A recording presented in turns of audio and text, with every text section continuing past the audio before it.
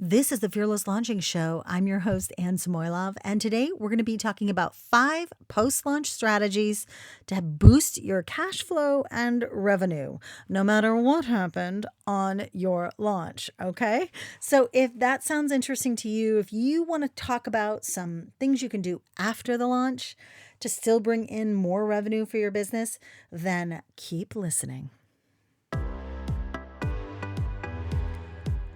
The Fearless Launching Show was created to answer the question, how can I launch my big idea to the world in the most simple, straightforward way possible and reach more of the right people? I'm your host, Anne Samoylov, and I've been helping 6- and 7-figure business owners launch for over a decade. And while I love geeking out about improving launches, new launch strategies, what's working, what's not working, I'm also obsessed with exploring the heart, the mind, the challenges of running your own business. And that's what we're going to do each and every week. I want to show you how to launch that course or coaching program or other creative work and navigate the journey of being an online entrepreneur. So if you're ready for some new perspectives, some new stories around launching, well, I can't wait to share those with you. Let's get into today's episode.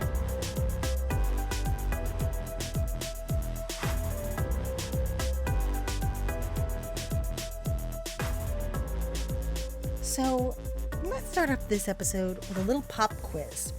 Here's the question. What should you do immediately after you close the doors of your launch? And I want you to think about everything that you might possibly do. Do you head to the beach for 2 weeks? Do you sleep? Do you basically lock the doors, shut the shades, and do not talk to anybody? Do you do a post-launch review? Do you go off the grid until you recover from that first launch? Do you start recording your podcast again? Do you get back to business? Do you start planning your next launch? Do you do a post-launch review? Okay. Do you send a survey out to people who didn't purchase? Again, do you sleep? Do you drink coffee? What do you do? So today I want to talk about the one thing that people, even myself, many launches, I've missed out on an opportunity that I think exists for all of us, and that is generating money after the launch, right? And you can do this by making another offer right away or finding a way to make an offer right away. Now, if this sounds like, oh my gosh, I can't even tell you how exhausting that first launch was. Why would I want to like continue things if I'm already exhausted?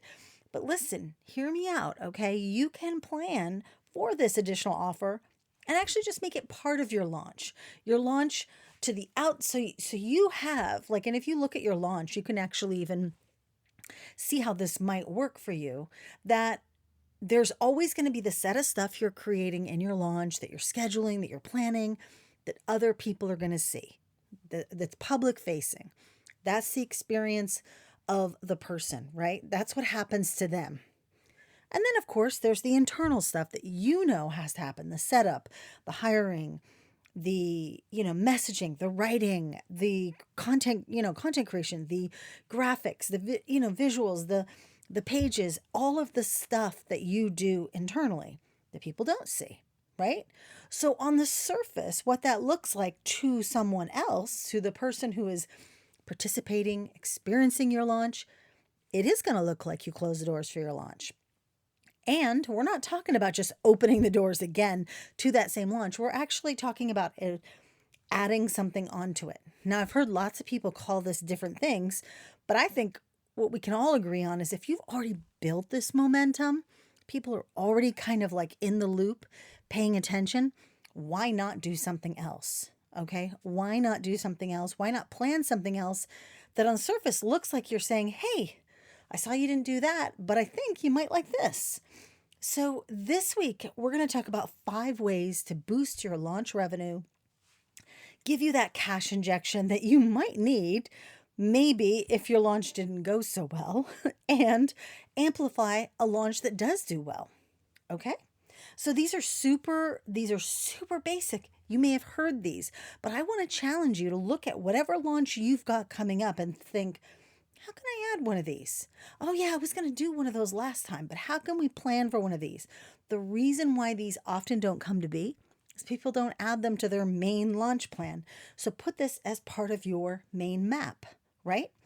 Okay, before we dive into that, I do want to let you know that at the end of this month, December, we're going to be doing a live 2022 marketing map making workshop inside the launch incubator.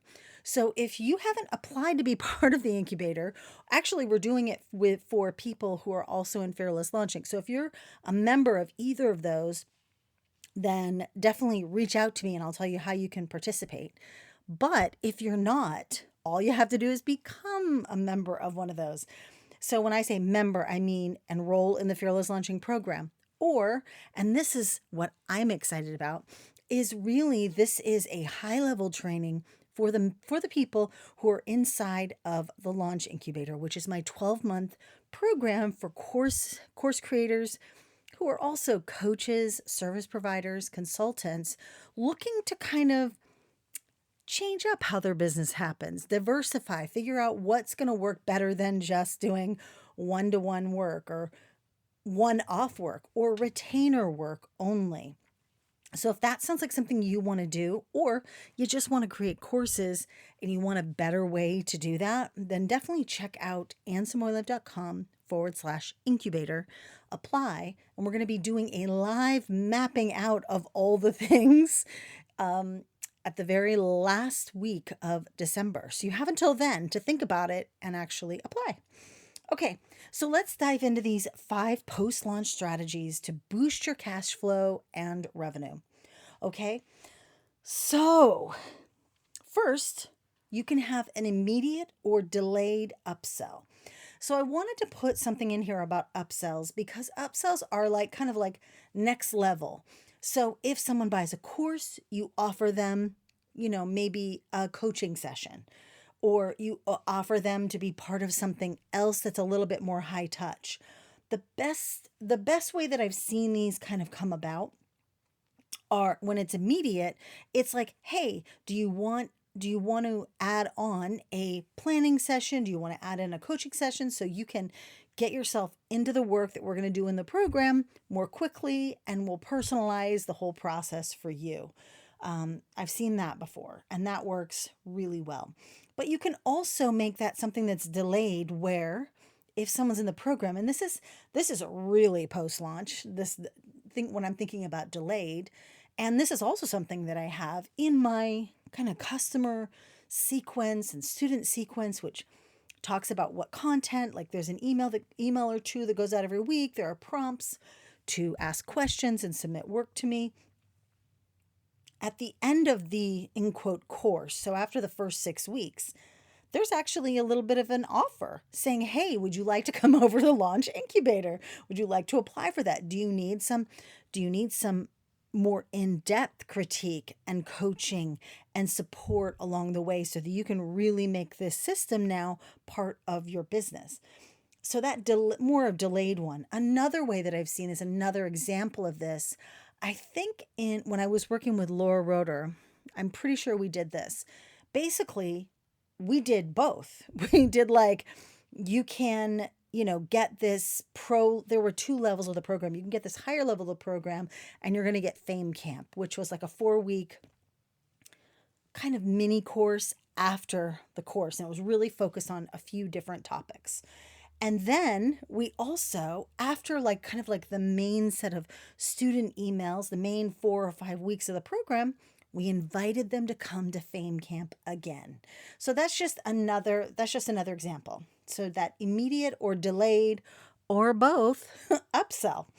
So then along the same lines, when I think of a downsell, it's something that isn't less valuable, but it doesn't rely on you. It doesn't rely on like a higher touch experience. So a great example of a downsell, which I believe can be immediate, like right when they're checking out, you can offer it literally anytime after that to your same customers.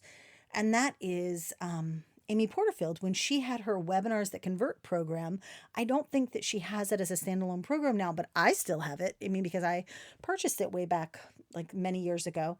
But she had webinar templates that she added on. Like she had her designer create like a pack of like 5 or something like that.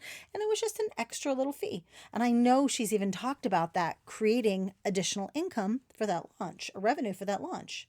Another way you can have that downsell is to have it inside your program so that you can actually tell people, okay, it's time to make maybe it's like the week where you're saying, hey, it's time to make your webinar slides. By the way, we still got these resources. So if you want to grab them now, you can. Boom.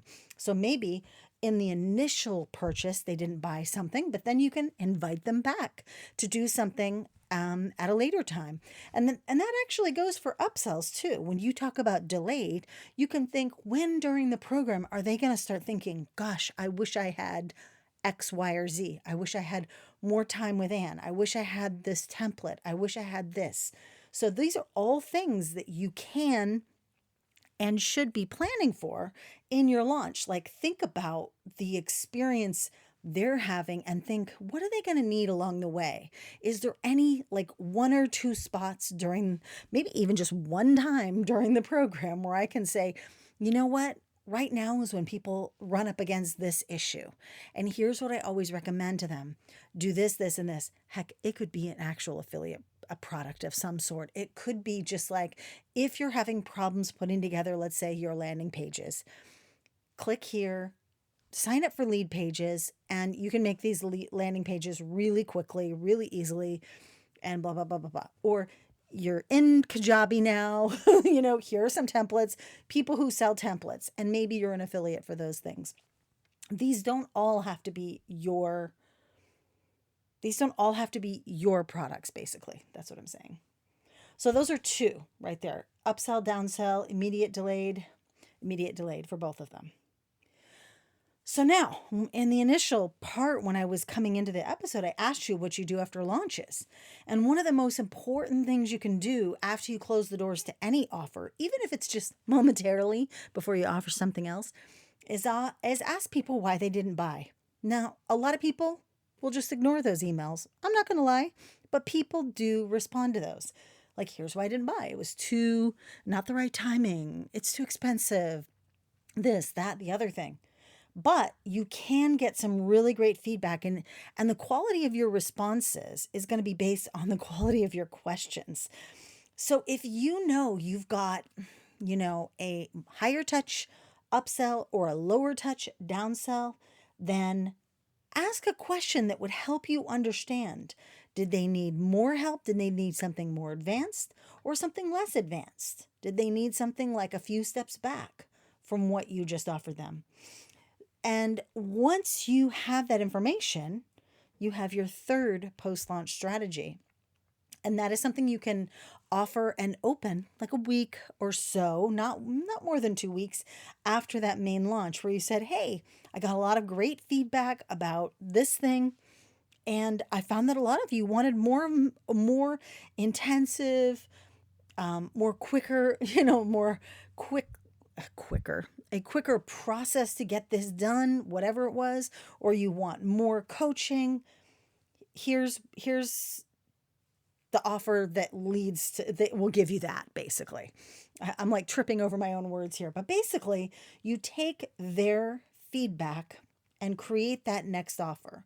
Now, if you're kind of mapping this out for your launch way in advance, you can think to yourself, well, if they say that they need something more advanced, I've got that. If they say I need something a little bit less intense, then I've got that. And then you can decide what your feedback offer is going to be. Now, I know you can segment your list and you can do all that stuff. So you could definitely create a feedback offer that's segmented for those various things. Or you could just say, hey, a lot of you said you needed more help from me. And so I've opened 5 coaching spots, blah, blah, blah, blah, blah. I've opened a few coaching spots. And if you'd like one of them to help kickstart your work through this process that I'm going to take you through, click here. And this can be kind of like what I love doing is like a course and then a coaching offer, a course and then a one-on-one offer. Those are the things that I love to do. And I think that those are easier to do once you've gotten a little feedback from people. And by the way, I'm just going to say it. If you sense that people didn't purchase because the offer was like they're too advanced for it, you don't have to wait for their response. If you already know this from talking to people and from like watching what people are interested in on your social media, platforms, what content people are listening to in your podcasts, you don't have to wait for them to tell you. In fact, you don't even have to get one response. You just need to make that offer because there will be people, there are always people who want a little less and who want a little more. So you get to choose which of those offers you make as part of the feedback. Okay? All right. So now the next two are a little bit like the fourth type of post-launch strategy is one, honestly, I think is really important to do because I think it helps us swallow our ego, shut us up, make us realize that even though your coach, your guru, the person you follow who teaches you how to run your online business, like you see them and you say, wow, I just want to make sales while I sleep from Facebook ads, from my emails. And you don't realize that you have the power to do personal outreach to people who are interacting with your things.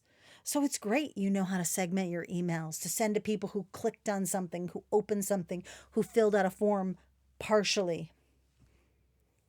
But it's great that you can do that and have like some automated ways to kind of track and follow those people. But what about just reaching out to people and say, hey, I saw you asked a question during the webinar, and I wanted to say that, you can just follow up. Follow up with people who seem to be opening, but literally are just not taking action. Now, you're going to have to do a little work on this one because you can't just like look at your emails and say, oh, that person opened, I'm going to email them. Here's what I recommend. I recommend looking at who they are. Go online, see if they actually are right for your offer. And only reach back out to those people who look like they are. So this is especially an important,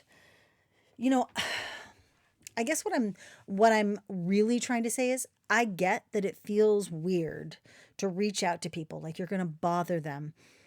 But you don't have to make it weird. You can just say, "Hey, I noticed that you like for instance, I just did this to people.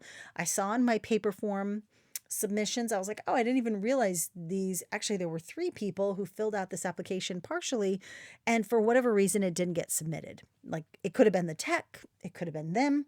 They could have like put in their name and then walked away, but paper form captured their information. And I was like, oh, that's actually interesting.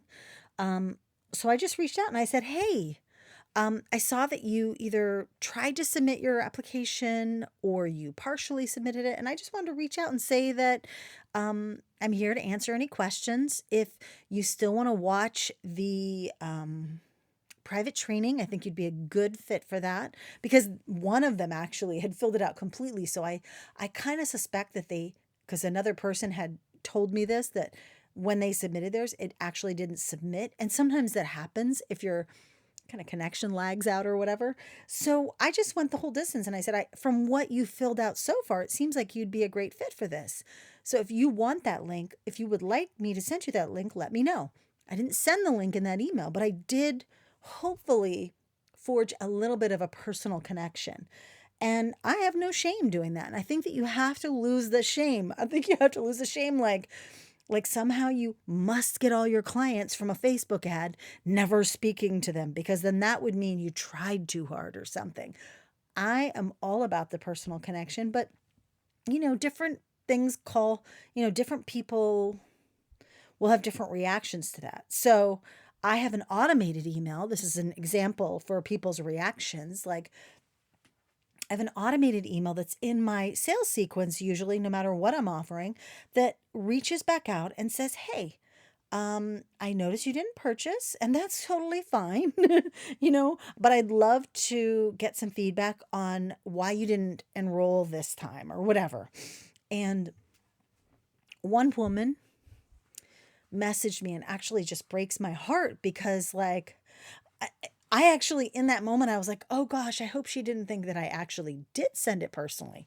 But she said, my husband passed away. And I felt like, oh gosh, the fact that she shared that with me felt very personal. And I felt driven to like email her back and just say, we're here for you during this time. And, I'm sending you my condolences and prayers and for you and your family. And that was it. Some people will respond even to automated things like it was a personal thing. So don't be afraid to reach out to people, especially those people who have like opened every single email and including that closing email, the last of 3 closing emails. Definitely reach back out to them and just say, hey, I just wanted to make sure everything was all set. In fact, I like those way better than the cart abandonment emails, which feel like a little bit creepy, to be honest. Like, hey, you started your application, now you finish it. Like even Madewell and different retailers have been doing that during the last few months, and I'm like, you need to chill. Okay. If I didn't buy your stupid Jack's table, I think it was called JAX table from West Elm, I'm not going to buy it. I'll buy it when I'm ready. So I feel like a more personal touch outreach is a great way to find those stragglers who are like, oh my gosh, yes, I couldn't find the link, or I got pulled away. Can I really join? Those kinds of things can be the response too. And finally, the 5th post launch strategy, it kind of goes along with the downsell, but I do think you can do a kind of like the implementation version of your program. So a course or a program usually has mostly education in it. Yes, there is a call to implement pieces as you're going through a program or going through a course. But if you just create a tool kind of for people that they can like just get started and do the thing right now, then that's often kind of like a fun way to get your work in other people's hands. So this might look like a kind of like a templated workbook that really is your program in a workbook form. So think about programs that you have. Maybe it could actually be your main offer. Make it into kind of like a workbook format. You don't have to give away all the things that are in your program. You can even make this workbook available to people inside your actual program, but you can also sell it so that it's a standalone thing. Like, hey, here's your blank template. Here's your this template. We're going to go through this, this, this. And it actually just feels like a fresh new product.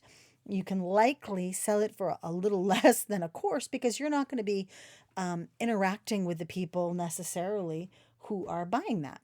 So that's just a little kind of an idea, like an add-on, kind of like a template or like a guide of some sort, but it has to be really detailed.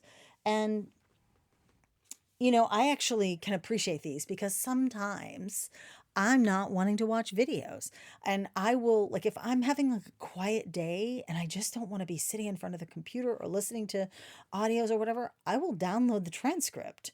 And so think about what could you create based on your main offer or based on one of these upsell offers you plan on offering that really takes people through your process in depth. This is not a freebie. This is not like a one pager.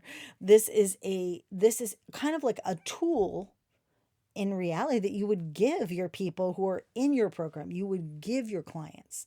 Now, the great thing about having one of these guides is that you can create a video kind of walking people through it, and then they can buy it standalone. Period. It's not going to be working with you, but it is going to be like working with you. It's still going to get them familiar with your process. And if they like that process, they could potentially take advantage of any delayed upsells that you might have. So all of this, okay, so I just kind of got a little brainstorm, but like all of this is to say that when I get that we are so laser focused on our launches and what we're launching next, and here's my launch schedule, but let's zoom out a little bit. Let's look beyond just a little bit. Like, so yes, our main focus is this thing. But we want to look further out to the horizon.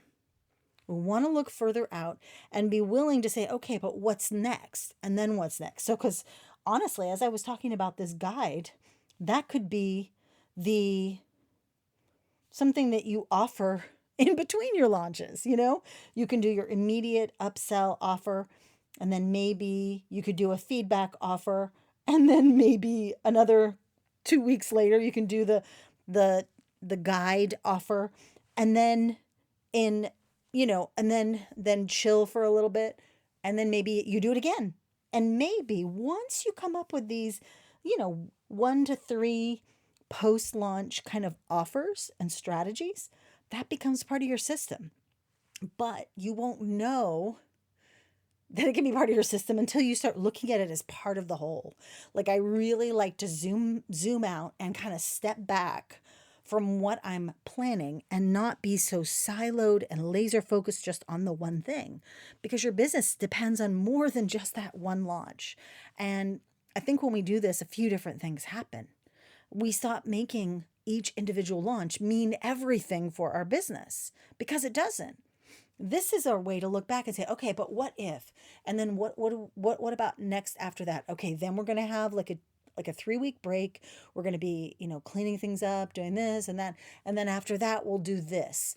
You have to be, I get, setting goals and looking way into the future might be challenging, but at least go a little bit further than you're used to, because that allows you to kind of see, oh, well, if I create this and this works well, then I can just repeat it again. So I have my main offer, my, delayed, my immediate upsell, or my immediate upsell.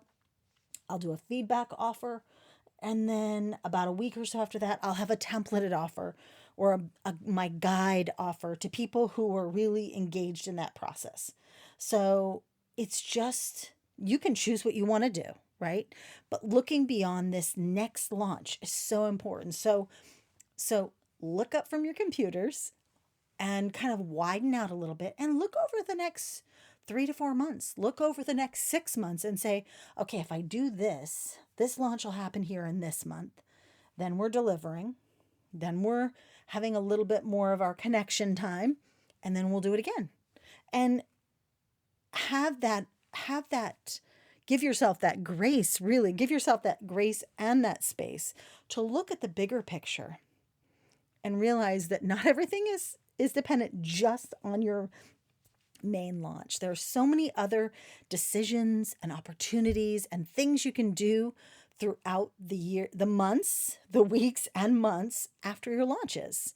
And you really don't spend all of your time launching. And if you do, oh my gosh, you're so exhausted, and I'm going to send you a Starbucks gift card. My goodness. But if there's one thing that I want you to take with you today, it's just look beyond the launch. As you're mapping out your next launch, open it up a little bit more, look to the horizon, see what's kind of coming next, so that you can always understand how this one launch fits into the bigger picture. Okay? We talk a lot more about this and go through lots of different scenarios and planning out and mapping out things inside my private training, this advanced training that I have. And if you'd like access to that, all you have to do is apply for the Launch Incubator. There's nothing holding you to join the incubator, but we like to have people apply so that we know that you're the right person to receive that information, because sometimes it might just not be relevant to you. And I'm going to let you know that. So all you have to do is apply, AnnSamoilov.com/incubator. And if you do that as well, then I'm going to tell you how you can join us for the end of the year launch map maker session. And yeah, that's it. So I hope you enjoyed this episode this week. I will talk to you very soon, and yeah, have a great one.